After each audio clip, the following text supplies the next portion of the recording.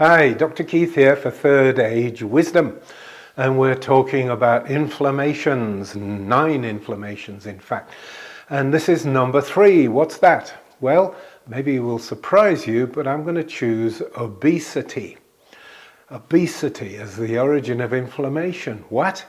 But it's true, and there's good science, there's lots of science about this, and the trouble is it's what the Americans call a double whammy. If you have inflammation, that likely leads to obesity, or overweight anyway, and if you're overweight or obese, that will lead to inflammations in its own right. The problem is the belly fat. You know, the fat under the skin isn't really the issue, it's the fat around the belly, adipose tissue, because it soaks up the chemicals and hoards them. An awful lot of organic chemicals are solvent in organic substances, i.e. fats and oils. They're not so water soluble, but more fat and oil soluble. So they sit there in the adipose tissue. And this can amount to quite an accumulation of toxic and dangerous chemicals, highly inflammatory chemicals, if you like. And in fact, there's a warning here to be born from this, which is if you lose weight suddenly, or rapidly lose large amounts of weight, you're going to effectively squeeze all these chemical pollutants and inflammatory agents into the blood. Now, I've seen situations where people who took LSD 20, 30 years ago went on a trip because they had some LSD dissolved in their fat tissue, they lost weight a little bit quickly, LSD gets pushed out into the bloodstream and the person actually went tripping.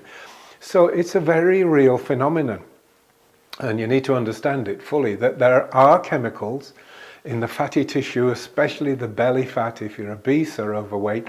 You need to get rid of the obesity as an answer to the inflammation, because obesity is inflammatory and the fat, or the chemicals in the fat, are inflammatory, but inflammation itself also seems to lead to overweight.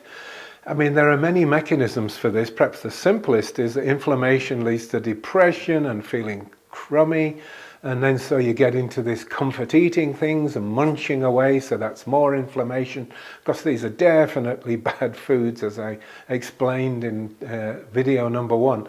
And it goes around in what we Brits call a vicious circle. I think it's a vicious cycle, the Americans call it. Round and round, one thing leads to the other, which leads back to the beginning, which leads round and round and round. And this is what you get into, and it can be very, very bad indeed for health, quite toxic and damaging. So if you are serious about getting rid of inflammation in your life, and you should be, because that means you'll live longer, then you've got to lose weight. You've got to get yourself trimmed down. It's a common saying, almost a jokey saying, that nobody who's fat or obese ever gets to live to 100. The people that do are generally much slimmer than that. And I think this is part of the mechanism. You're going to take yourself out, you're going to cull yourself early if you're carrying around too much weight, and you'll die younger than you should have. If you slim down, that helps inflammation, do all the other things I tell you about inflammation. There's no reason why people who've made their 60s in good health or reasonable health shouldn't make it to 100, or certainly 90s to 100. That could be you and me, so I look forward to that.